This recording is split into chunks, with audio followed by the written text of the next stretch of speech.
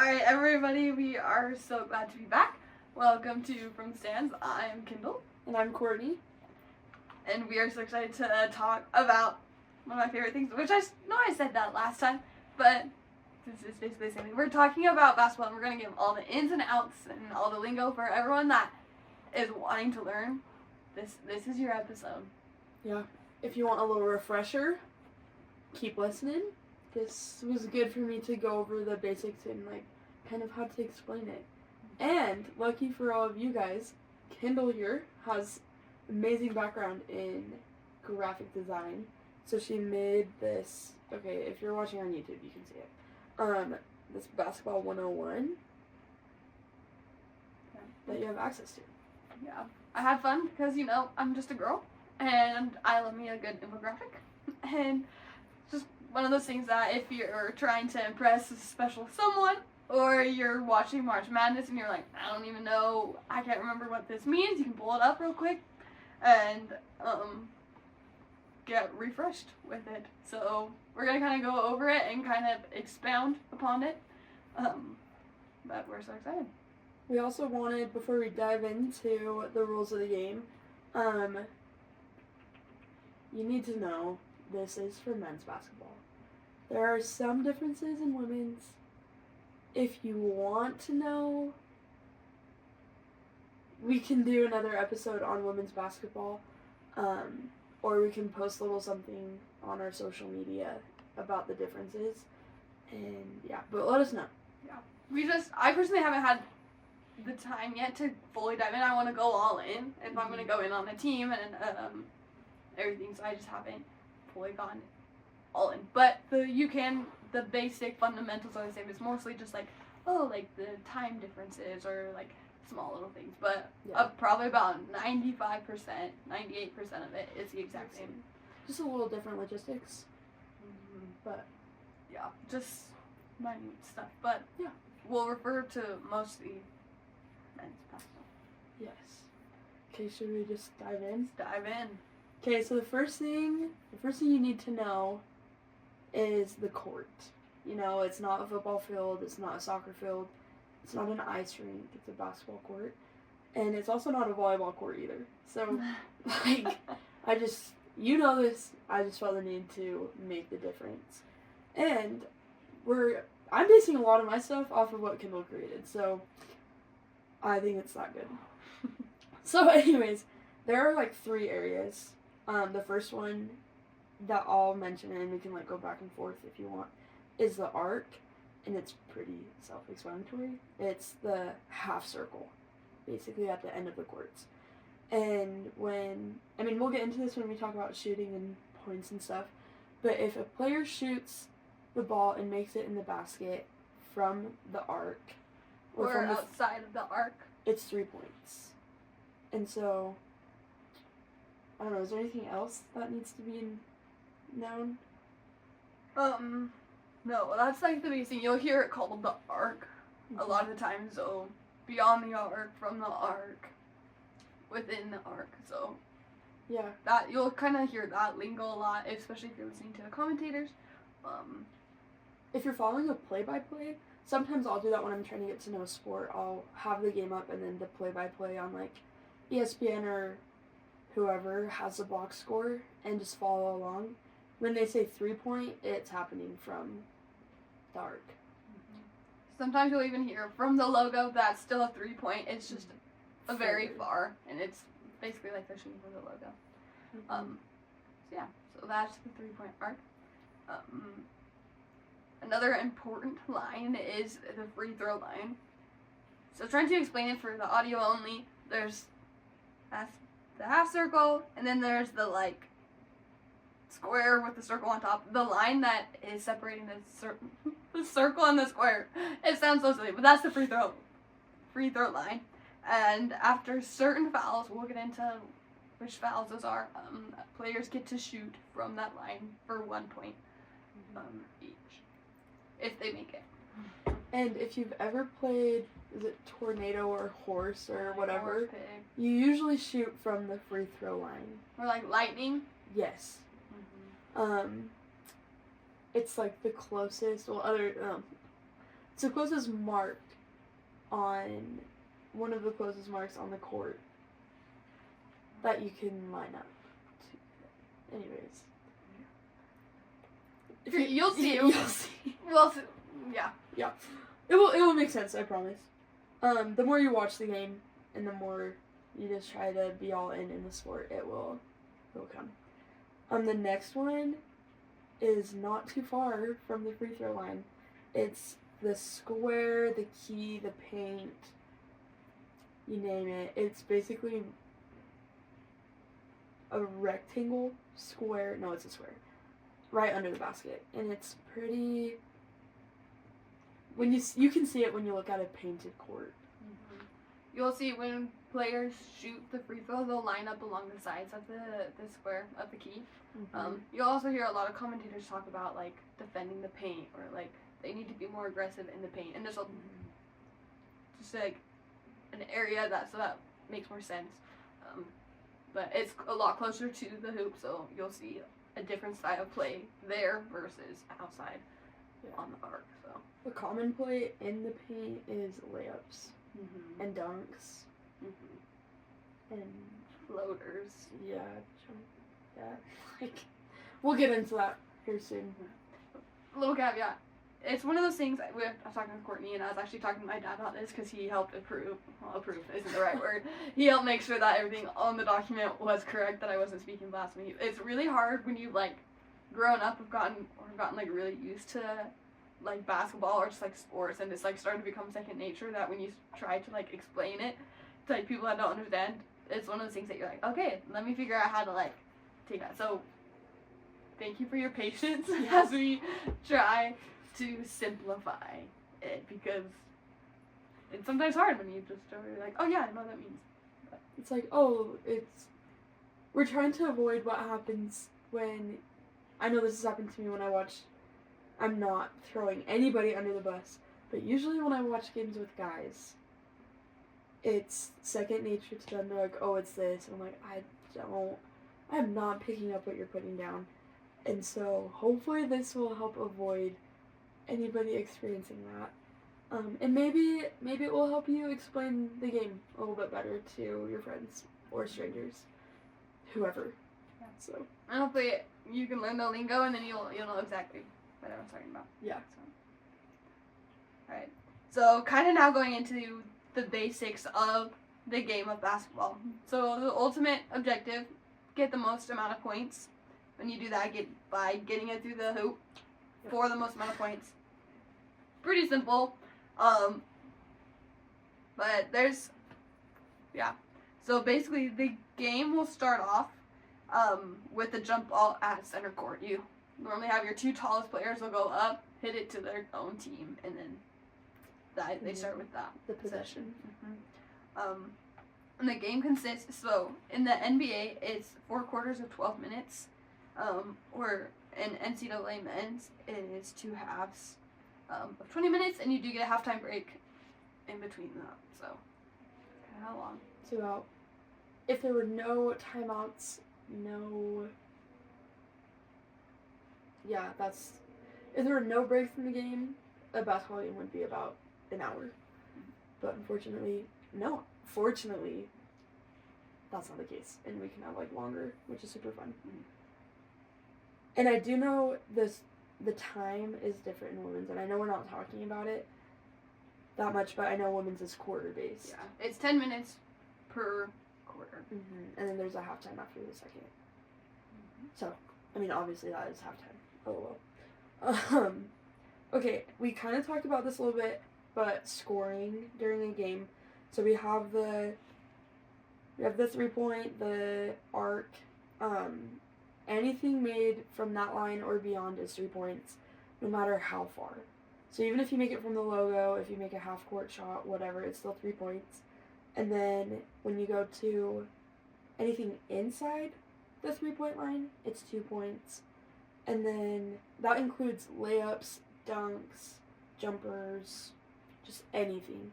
But the moment you line up for the free throw, if a foul is called, that's always 1 point. Another important aspect is you must be dribbling the ball whenever you're moving. So basically bouncing the ball the whole time. You can't double dribble, dribble stop, dribble again. No, moving with the ball without dribbling. There is a slight caveat. When you go up for a layup, you are allowed, I think it's 2 steps, to go up and shoot. Sometimes that can be, I remember at the beginning when I was younger and like learning, I was like, they're traveling, and my dad was like, no, they're going up for a layup, so they get 2 steps to go up and then shoot the ball. Sometimes you'll see them pass it. It's normally if you're going up for the layup formation, you are allowed 2 steps, and that is not a travel. But we'll get more into the details of all of that when we talk about penalties and fouls, because there's like just little caveats, and you're like, ah. But it's such a fun game. It's so fun. And what when you do stop, you can pivot. So like when you're dribbling and you stop, you have to have one foot planted the whole time, but your other foot, like you can pivot on the planted foot, which makes it nice to pass the ball. Yeah, so you pivot. You can't drag the pivot foot. My dad explained it. You have to have it's like a nail. You're nailed down with that foot, and you can't switch pivot foots. I won't call out a team. I won't call out a player. It's not one of my teams, but I did see a replay, and it cost the other team the game because the ref wouldn't call the player was dragging their foot, and the opponent was like, "That's a travel! Like, come on!" And the player who did I don't want to say the deed, but committed the penalty. Who committed the penalty and it wasn't called was and is like the star child for that team and maybe the conference and maybe some other things. Anyways, I just didn't watch the game, so I don't want to drop it and be like, oh, like I'm so wrong. But the refs didn't call it, and the other team was mad, rightfully so. And it was a no-biter of a game, and it could have gone into overtime. So even though these are the rules, sometimes they're not always called. So the officiating team does the best they can, but they do miss some stuff, and it can be frustrating. Yeah, every sport. Yeah. Anyways, yeah. Right, and then just like possession of the ball. Mm-hmm. So the offense has 24 seconds in the NBA and 30 seconds in the NCAA to take a shot. It has to at least hit the rim. If the ball hits the rim, the shot clock does restart, so they get another 24 or 30 seconds, which is nice. Mm-hmm. So that's something to be aware of. You'll hit, I think we'll talk about it, like shot clock violations with that. You also have 8 seconds in the NBA or 10 seconds in the NCAA to advance the ball past half court. So once a team makes a basket, you have to take it out of bounds and inbound it, and you have only 8 seconds or 10 seconds to get it from the other side of the court over. So important stuff. Yeah. You can't be lollygagging. And you don't have to have like your stopwatch with you when you're watching a game. Usually above the hoop or behind the hoop or anywhere you can see the scoreboard, there will be a clock counting down, usually under how much time is left in the half. And that's the clock to be looking for. You'll notice this a lot when they're on their side of the court trying to set up to make a three-pointer layup just to get the ball in the basket. You'll notice some of the fans, when it gets to 10, everyone's heart rate shoots up. And then usually 5 or like 7 seconds, you start counting down. If you've ever been to a game and you're like, what are they counting down for? It's so they don't get penalized or it's not really a penalty, it's like a turnover. No. Yeah, it's a penalty that leads to a turnover. So you just want to keep the ball as much. So that was just a little note of where to find that. But now we're going to talk about we're going to talk about the personal foul penalties, or like the most common ones. Mm-hmm. So just a quick definition. A personal foul is when a player makes illegal contact with an opponent. Some of the examples include blocking when a defender doesn't establish position in time and impedes an opponent's movement. What does that kind of look like on the court? So this is really good to talk about.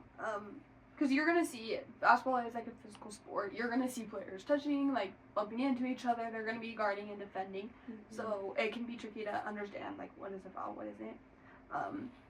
So blocking, established position is when both feet have been planted. If both feet aren't planted, let me think of like the right way. So let's say the offensive player is running towards you, and you're trying to block them so they don't go up for the shot. If you have both feet planted and they run into you, you're okay, and that actually is a charge, which is the next one. But if you aren't established, then that is going to be a block and it's going to be a foul. So fouls either way, but you want to be established so it's not on you. Yeah. Because the next one, like Kendall was saying, is charging. When you don't have your feet planted and they run into you, then that would be on you. Yeah, that's a block. A charge is an offensive foul, so it's when the offensive player runs into a defender who is already established in position. So that can be a little confusing, but because so you'll see kind of debates over it. You're like, oh, like was that a charge or was it a block? Like who is a foul on? You're confused. Commentators tend to know a lot more, and they can kind of point out specific details with that. Yeah. So I actually didn't know that. LOL. Just kidding. We're all learning here. But so blocking is a foul on the defense, but charging is a block on the offense. Okay, so then the next one, I think it's pretty self-explanatory, is holding. It's grabbing or restricting an opponent's movement. I've seen this a lot when someone has the ball, or really like if you block anywhere near their arms or their legs, so they can't move or. Yeah, you're not allowed to like grab onto their arm to stop them from like dribbling. Yeah. Like that, or I mean that's allowed. You'll see kind of like this is kind of along with like holding, but like reaching around and kind of once you have your arm around them. But so you also kind of see that in like with the hand checking, like you can't really reach around and like grab them, and like that restricts their movement. So anything that like would impede on them controlling the ball, or like passing the ball, or getting, I don't know what I'm saying. It's just holding, and it's a penalty. It's not good. And like you start to really start picking up what is a foul and what isn't the more you watch basketball. At least from my experience, like at the beginning I was like, I don't know what the difference is, but as you start watching it more, you start picking up like the patterns and like what things are. And so that's my biggest recommendation, which you'll have plenty of time this next couple of weeks to watch basketball and start, picking up on that stuff. But that's the biggest thing that I did to help with basketball is I would like go to the games, and I'm usually not one to be like, oh, like, okay, for instance, like if it's a board game, I'd rather do the research on how to play a board game before I go play with people.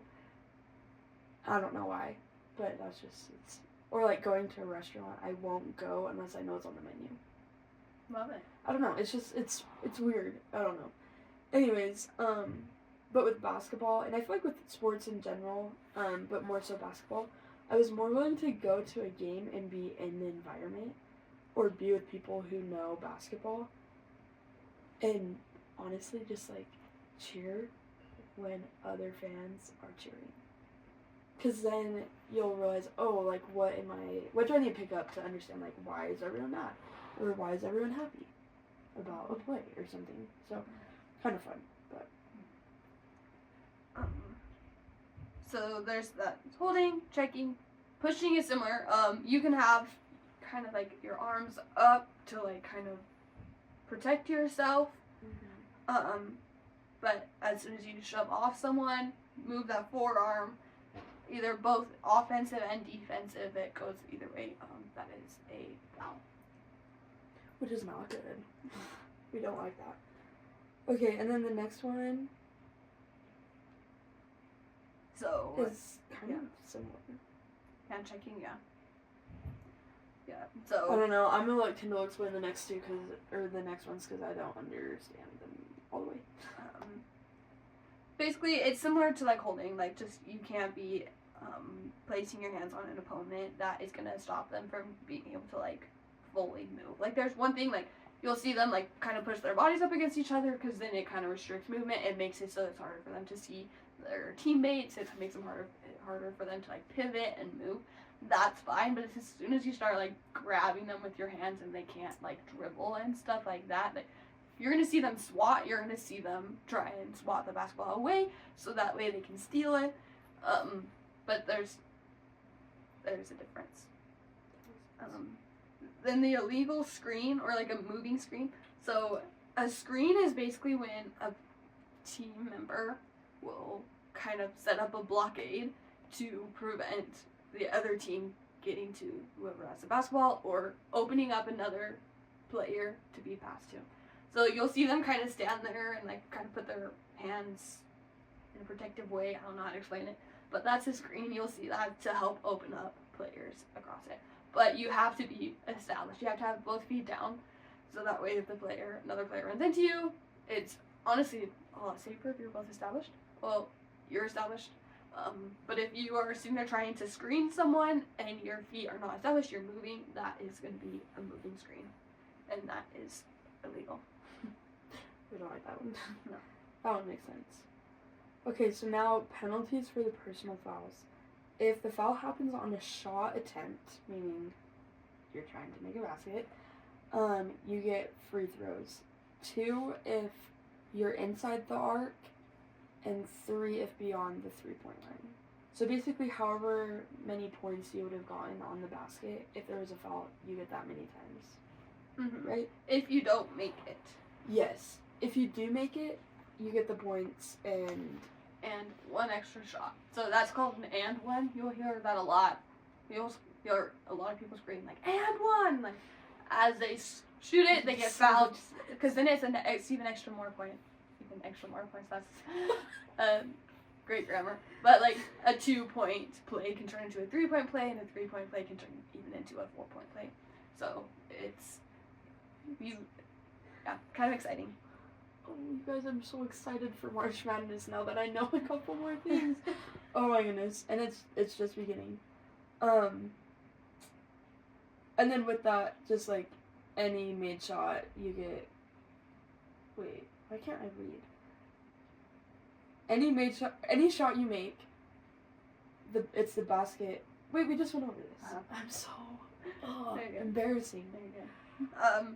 If the foul is non-shooting, so you'll hear it like the foul is on the ground, you don't get the free throw. The other team gets the ball, or whoever committed the foul, the opposite team gets to inbound it, so they take it out of bounds and throw it in. Unless, we'll get to this in a sec, a team foul limit has reached, and then it goes to free throws. But we'll talk about that. So, but you don't want to foul anyway, because then the other team gets possession. And you'll start seeing strategies. That's a whole other beast. That's you'll start to see the last couple of minutes when it's close. You'll start seeing strategies of like, okay, we need to foul people, and like some players are better at free throw shots than others, and it's a whole mess. But we're gonna keep it simple. It will be simple for now, but you'll hear that. Yeah. So those are. Oh, and then it goes right into the team fouls and bonus. It goes right here.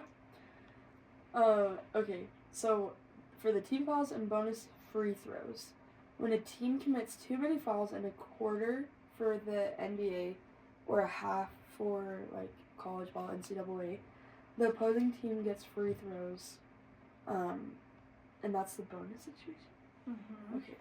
So, in the NBA, after 5 team fouls in a quarter, the other team gets 2 free throws for every foul. So even if it's a foul on the ground, they get 2 free throws. In NCAA, after 17 fouls in a half, the other team gets a 1-1. So they have to make the first basket in order to get the second. If they don't make the first, they don't get another chance. And then after 10 team fouls, they're in the double bonus. And the other team automatically gets 2 free throws. So you want to keep, as a team, your fouls down, because it can lead to the other team getting lots of free throw opportunities, and that's obviously more points. And I think we talk about it later in the stats, but each player also is only allowed 5 fouls in a game, and once that player hits 5 fouls, they can no longer participate in the game. So you don't want to have like your star shooters committing all these fouls, because then they can foul out and then you can't use them anymore, and then the other team gets all these opportunities to make free throws. So that's the bonus situation. You'll see it at the bottom. You'll see bonus, and that's after they've hit 7, so they get to 1-on-1, and then bonus plus or the double bonus. Yeah. Okay, this is all making sense. My credentials for being on this podcast are being slowly ripped away. I'm like, whoa, that makes so much sense. Okay, because I noticed that. So today BYU played Iowa State, and I noticed there was some bonus, and everyone at work talks about bonuses. I'm like, what is this? But I've just been too chicken to ask. But now we know. Now you know.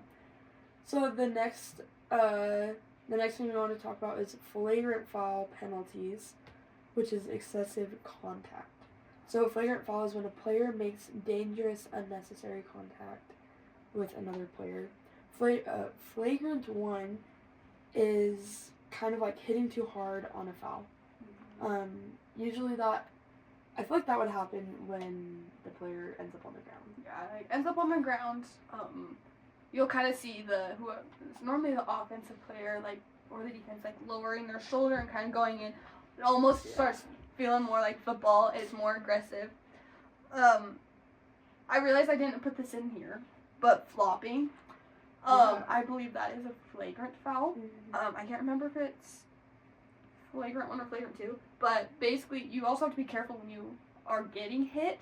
If you are flopping around a little too much, like obviously when you get hit you can fall to the ground, and that's totally acceptable, but if you're maybe dramatizing it a little too much, embellish it just too much, it can be called a flopping, and they actually institute that because a lot of people would fall back and then they'd hit their head and concussions, or just they fall back and get hurt unnecessarily, so they wanted to limit how much dramatization was happening for the safety. And so if you like you'll see people on the ground all the time because they are like legit getting hit, but sometimes they'll flop a little bit, and if the flop is too excessive, then they will call a flopping penalty, and I believe that is a flagrant 1. And I love college basketball for that call, because usually I've never been to any other college basketball game except for BYU, but when there is a flopping call on the opponent, anytime they touch the ball, you look over at the student section and they're like flopper. It's just kind of fun. Mm-hmm. It's a funny little word. Mm-hmm. But yeah. So if that happens, the opponent gets 2 free throws and possession of the ball after the free throws. A flagrant 2 is excessive and unnecessary contact. Sometimes flagrant 1, sometimes it's a little accidental. Okay, not really, but like flagrant 2 is when it's like really like intentional, and especially when it starts hitting like hits to the head, like jawline, like kind of from the neck up. If it's really aggressive, that's when you'll start seeing the flagrant 2, and you have to be really careful with those. And if that happens, the opponent gets 2 free throws, possession, and that player is ejected. They're on. Okay, the technical foul penalties is awesome. It's currently raining. LOL. So we're just gonna make a quick adjustment right here. Thanks, Carl. No problem. So a technical foul penalty is also known as behavioral violations. Actually, nobody ever calls it that. It's just a technical foul. But that's what it is. It's for unsportsmanlike conduct, such as arguing with refs, taunting, or delaying the game. We've seen that a couple times this last season, and we'll see it even more. But the other team gets 1 free throw, and they keep possession if the technical was on the defense. And then 2 technicals on a player is an automatic ejection, which is kind of fun to witness for the team you're cheering against. Mm-hmm. And I feel like I'm still learning, like, there's, like, technicals or, like, unsportsmanlike conduct that you don't even, like, realize will happen until, like, it happens. Like, I learned the other day, like, I think one of our players was frustrated and they bounced the ball too high and the ball bounced higher than the basketball hoop, and that was a technical. Mm-hmm. someone went up for a dunk, and when you go up for a dunk, you can like pull yourself up on it and then just drop, but he pulled himself up and then hit the backboard with his hand and kind of like and that is also not allowed, so that was technical. There are some other fouls and like penalties maybe with dunking. Yeah, I think if you hold on to the hoop for too long, then that also, I believe, is a technical. And if you swing, okay, I heard this. Don't know if it's right. So I'm gonna say it anyways. But usually when a player will like dunk, they'll bring their legs up and like kind of swing on the hoop. There are times when it's okay, but there are times that you can get penalized for that, and it's based off the safety of the other players around. Mm-hmm. I just learned that, and I don't know. This was the perfect time to bring it up. Just kidding. You have to be careful with like the players underneath. Yeah. Mm-hmm. And that brings us to other penalties. Yeah, I'll let you. So we kind of already talked about like kind of the ball handling, so no traveling, taking unnecessary steps, without dribbling, obviously layups you get the 2-step allowance. Yeah. But after that, you'll see the I guess refs will kind of like do I don't know how to. It's like when you're doing patty cake. Basically. On video it makes sense. Yes. If you're audio, you'll just ask your friends, Google it at this point. I don't know if you, but you'll see that. The penalty is it's a turnover. So if you travel, the other team gets the ball. So that's a turnover. And then for double dribbling, it's when you're dribbling the ball and you stop, and then you dribble again or use both hands. So usually, I think, I've seen it in movies, which is not my best reference, but when someone does a double dribble, and I don't see that a lot, but I also don't look for it, because these players have played for so long, it's just second nature to not do that. But usually, like, a player will turn to it and be like, oh, like, double dribble with, like, both hands, because both hands touch the ball, or without stopping, or with stopping, I don't know. I just made this more confusing, but the penalty is the loss of possession, so the other team gets it as well. Yeah, you really don't see it too often because players are They know better at this point. Yeah. It might be like a little kid league. Yeah, that you might see it in in. the kid leagues, but every once in a while you'll see it. Sometimes, like, if you grab the ball from underneath and then dribble, you can't do that either. Yeah. So you can't be, like, doing a little whoop-de-whoop with it. You may as well travel at that point, like. But, so yeah. Yeah. Okay. Backcourt violations, or an over and back. This one can be tricky sometimes. There's still a couple things that I'm like, wait, was that backcourt everything? But once the ball and both feet of the player, or of a player on the team, has crossed half court, the offensive team cannot pass it back into their own backcourt. So it can't go over the half court line. It's a turnover. There are some things you'll see when you inbound it. You'll sometimes see players go to that past the half court line, and they'll inbound it all the way across and bring it back over. That's okay because the play hasn't started or whatever. But yeah, once the ball and both feet have crossed over. Sometimes you'll see players with like both feet over, and then like the ball's still on the other side, and you don't see that too often. But yeah, that's a backcourt violation or an over and back, and that results in a turnover. And then for out of bounds violations, so on the court you have the paint or the border, and when the ball or a player with the ball steps out of bounds, it's out of bounds. And the penalty is the other team gets the possession, so it's another turnover. The other is a kicking violation. You don't see this one too often, but when a player intentionally kicks the ball, accidentally, like if you accidentally bounce it on your foot or bounce it on the opposing team's foot, like that happens. But it's when it's like intentionally like kicking the ball out, that results in the opposing team getting possession. And then time violations. So these happen when a team or a player take too long to make a required move. So the first one is a 3-second violation, and it's offensive. It's when an offensive player stays in the paint or the key right under the hoop for more than 3 seconds without actively moving or touching the ball. And the penalty is loss of possession. You'll hear that 3 in the key. So that's that. You don't see it too often. The 5-second violation. This is inbounding. So if the inbounder fails to pass the ball within bounds within 5 seconds, is a turnover and the opposing team gets possession. And then another 5-second violation is has to do with being closely guarded. This is the NCAA only. It's when a player who is holding the ball is closely guarded and does not pass, dribble, or shoot within 5 seconds. And I actually didn't know about this until last week. I actually didn't either. So. I was like, wait, that's new. But the penalty is a turnover. And if you ever want to know, is this going to be a 5-second violation? If you look at the ref and if they're moving their arm horizontally out, that means they're starting to count. So once you start seeing them move they're starting to count for one of these violations.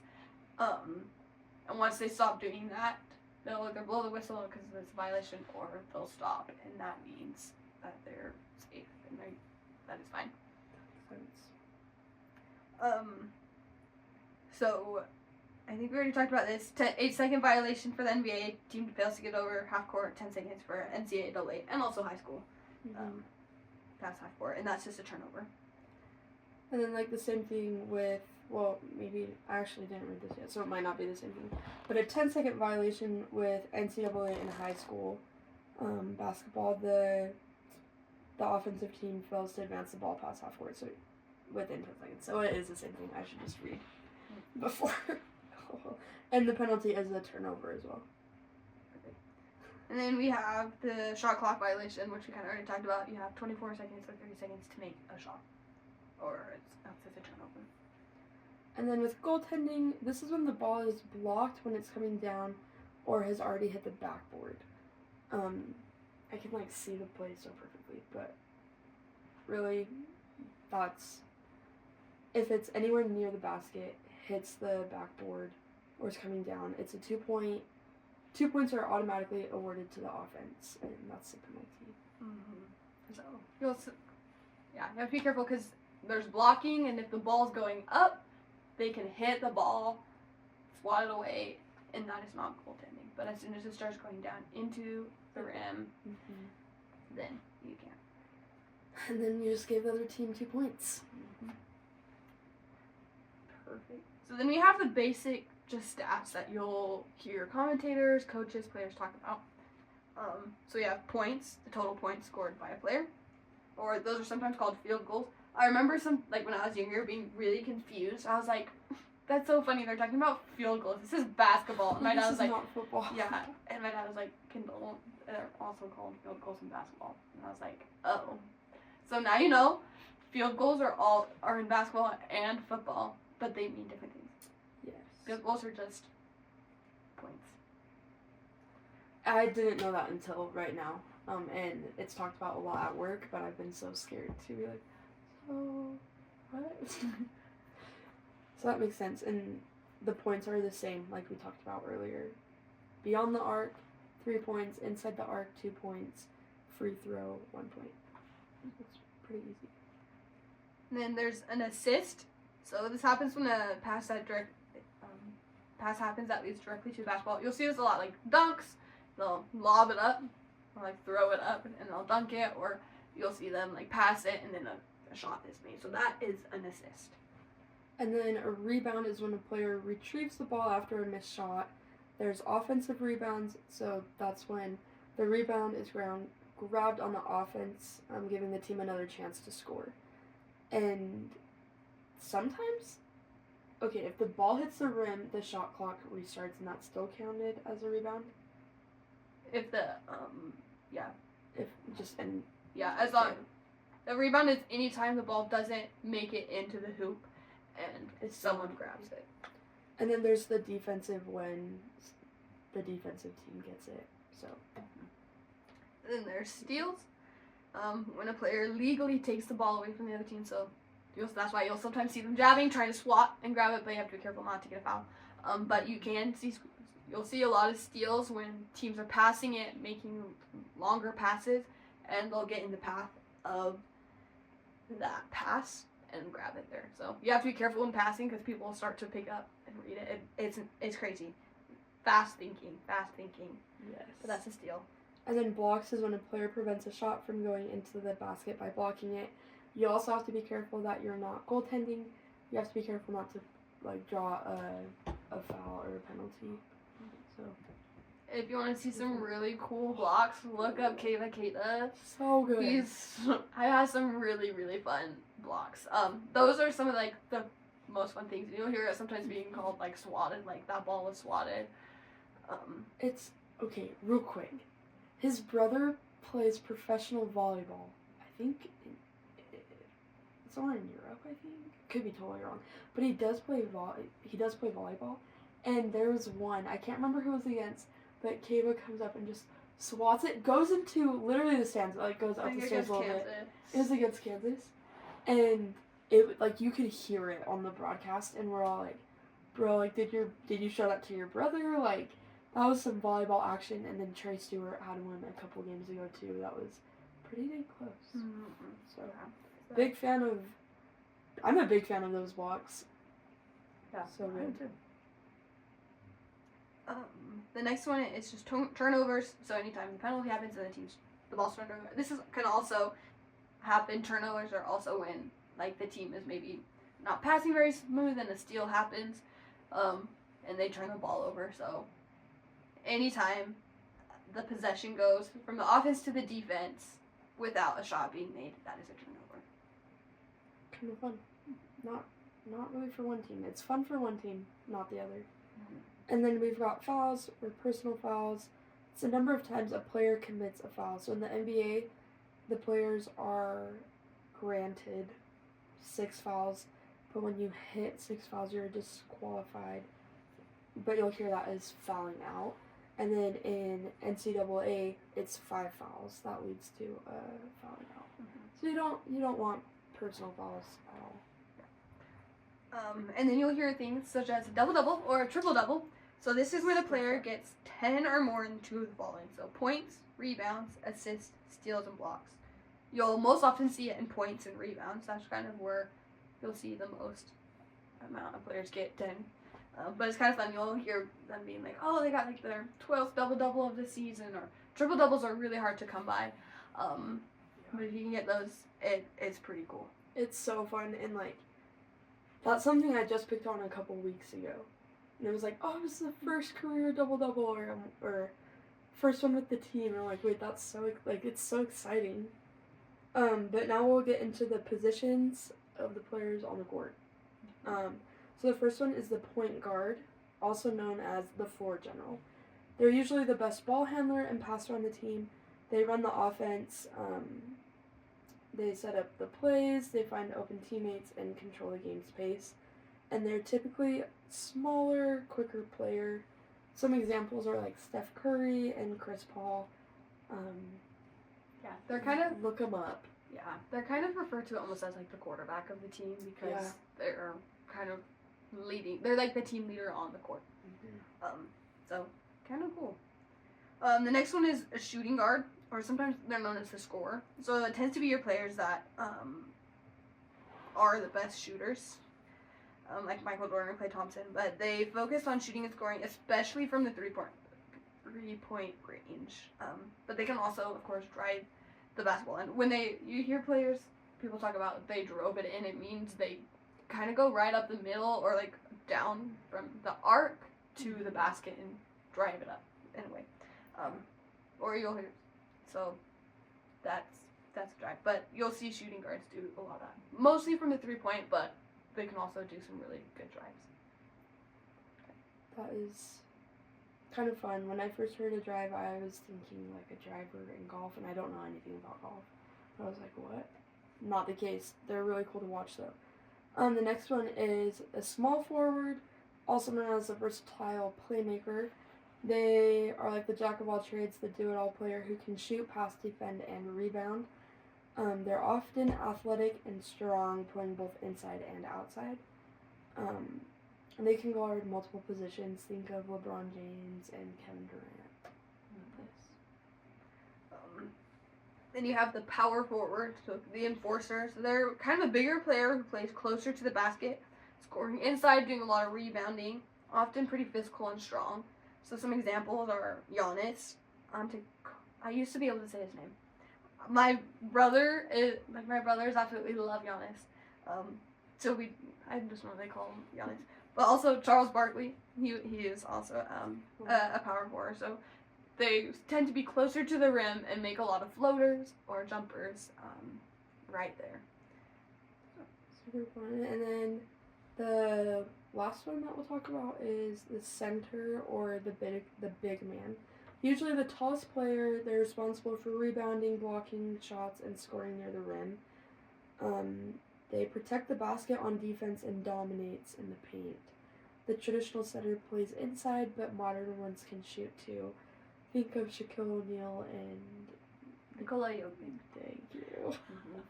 And the fun thing with positions is you'll see players that, like centers a lot of times will be mostly just centers, or they'll be kind of like power forwards. But you'll see players that can do multiple positions. It's kind of fun. So they can kind of switch depending on the play, depending on who else is on the court, who they're trying to defend. You'll see them kind of switch in and out of those different positions, but you don't have like, it's not quite like football where you're like, okay, this is a tight end every single time, or he's a running back every single time. So they can kind of switch it up, but you mostly will see point guards and shooting guards together, and small forwards, power forwards, kind of playing both, being versatile. So kind of fun. Yeah. The thing I think about is Taysom Hill, Yeah. With football, not a basketball player, but he is kind of a jack of all trades. He's very versatile. And with basketball players, it's kind of fun. I feel like towards the end of the season, you see more player development. Yeah. And, like, okay, when Dallin Hall had the dunk, Dallin Hall's not really the known dunker on the team. But Trey Stewart, saw him with, some pickup ball and just some, during practice, and he's like, no, I know he can do this. And, sets him up for it, and it was beautiful, and I was like, I didn't know he could do that. And it's really fun just seeing them branch out of, their, the mold that they're in. So, kind of fun. Yeah. So, that's kind of basically all you really need to know about basketball. I mean, obviously there's little details here and there, but hopefully this is enough to get you started, to, make you feel really cool with your friends. So if you're ever with a bunch of people and you ask, what's March Madness? You'll know what it means. That was for you, girl. Shout out, Cora. You need to tell the story why. So do you want us to tell the story? Sure, yeah. Okay. So, Carl, who's our producer, we try to find a way to shout him out every time. But last week he told us a story. He was at, it was a church camp, and just with a group of guys, and they were talking about March Madness, and he asked, what is March Madness? And I hope he learned a lot that day. We got the nod, so he did. And now he's learning even more, so if he ever meets those guys again, he'll They're going to be asking him what March Madness is.